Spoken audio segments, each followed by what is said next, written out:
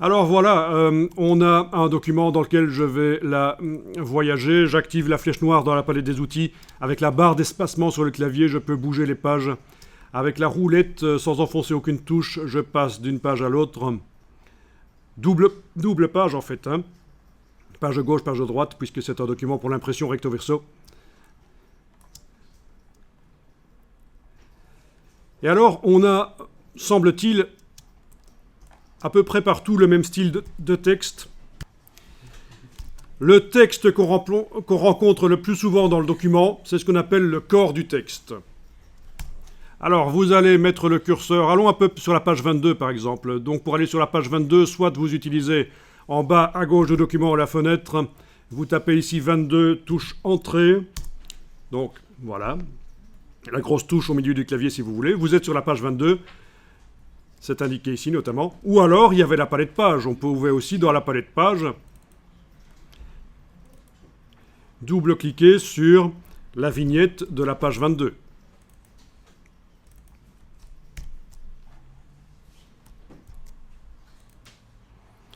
Voilà, on a des paragraphes, visiblement, qui sont à peu près les mêmes que sur les autres pages. On va vérifier s'ils utilisent un style. Vous connaissez le principe des styles, qui permet de modifier tout un document d'un coup. Si on a plein de paragraphes qui utilisent un style, on peut modifier tous les paragraphes d'un coup. Si on a plein de sous-titres qui utilisent un style, si on a plein de titres qui utilisent un style. Donc avec l'outil texte maintenant, vous allez cliquer n'importe où dans le texte. Quand vous êtes avec l'outil texte, pour bouger les pages sur l'écran, vous ne pouvez plus utiliser la barre d'espacement qu'on a utilisée juste avant. Vous êtes obligé d'utiliser la touche Alt dans ce cas-là. Donc souvenez-vous de ça. La plupart du temps, quand vous voulez bouger des pages sur l'écran, c'est la barre d'espacement, comme dans les autres logiciels Adobe, Illustrator ou Photoshop.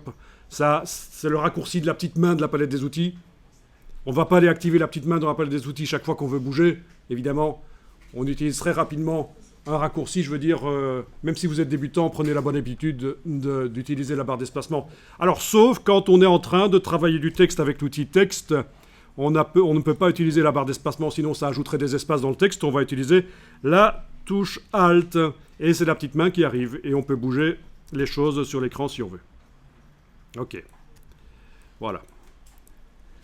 Alors, on va vérifier quel est le style utilisé par les paragraphes de cette page 22. La notion de paragraphe, ça vous dit quelque chose? Oui? Tout le monde voit ce que c'est un paragraphe? D'ailleurs, quand vous êtes en affichage normal ici, il y a des balises de fin de paragraphe qui apparaissent régulièrement, ces choses-là. Ce sont des balises de fin de paragraphe. Je vais aller voir, il y en a une autre là. Voilà, des balises de fin de paragraphe qui apparaissent parce qu'on a demandé dans le menu texte en haut de l'écran, à la dernière ligne, on a demandé d'afficher les balises, les caractères masqués. C'est-à-dire des choses qui ne s'impriment pas, des choses qui ne sortent pas dans le document final, mais qui servent à mieux s'y retrouver dans le document, dans le texte, quand on est en train de manipuler. Si je vous demande si la notion de paragraphe, ça vous dit quelque chose, c'est parce que on a remarqué que beaucoup d'étudiants ne savent plus ce que c'est un paragraphe. Apparemment, dans l'enseignement secondaire, on apprend plus ce que c'est un paragraphe, en tout cas dans certaines écoles. Donc, voilà. Remarquez que, bizarrement, dans InDesign, les sous-titres et les titres sont également considérés comme des paragraphes, en fait. Ah tiens. Apparemment, ici, le titre est trop long. Le grand titre, là, il est trop long par rapport à la place qui lui est allouée dans le document. Vous savez quoi? On va le raccourcir. Vous voyez ça, en fait, si vous prenez la flèche noire, je fais une petite parenthèse, là. Après, on va revenir sur le corps du texte, sur le texte principal du document. Avec la flèche noire, si je clique là, c'est un bloc qui contient le titre. C'est une manière de faire. Très simple pour les débutants, et vous êtes débutant, ça tombe bien. Il y a d'autres manières de faire, bien sûr, dans InDesign. On peut faire du texte en flux continu, avec les grands titres et les sous-titres, et tout ça dans le même bloc, mais ici, c'est différent. Vous voyez la petite croix rouge qui est là, qui indique qu'il y a du texte en excès? ben on va raccourcir le titre. Comment est-ce qu'on le raccourcit? Ben, vu que c'est du faux texte, apparemment, on peut le raccourcir n'importe où. Donc vous allez prendre l'outil texte, vous allez vous mettre... vous allez mettre l'outil texte on a dit, voilà. Vous allez mettre l'outil texte après ce nom-là, par exemple.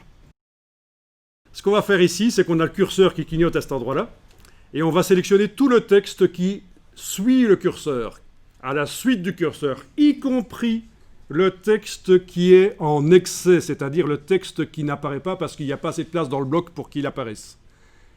Il y en a qui ont déjà fait du InDesign ici en secondaire? Comment est-ce qu'on fait pour sélectionner tout le texte après le curseur? Excellent. Un clic et puis commande A. Est-ce que ça ne va pas plutôt sélectionner tout le texte du bloc peut-être? Aïe, hein, ça ne va rien. Alors, voilà, regardez. Je l'ai fait. Allez-y, faites-le. Non, je rigole. Je vais vous montrer quelles sont les touches à utiliser. Alors, je vais afficher ici mon petit clavier virtuel pour vous montrer les touches. Alors, sur mon clavier virtuel, il y a des... attendez un peu. Ah oui, évidemment, ça ne va pas, c'est pas le bon clavier, ça. Il n'est pas étendu, misère. Donc, je n'aurais pas vous montrer. Ok. Alors voilà, pour arriver à sélectionner tout ce qui suit le curseur, vous allez utiliser sur le Mac la touche commande, la touche majuscule également, les deux touches enfoncées en même temps, et vous avez ici un bouton sur le clavier étendu du Mac, un bouton qui s'appelle End, ou c'est une flèche qui va vers le bas à droite. C'est la même chose. La touche End.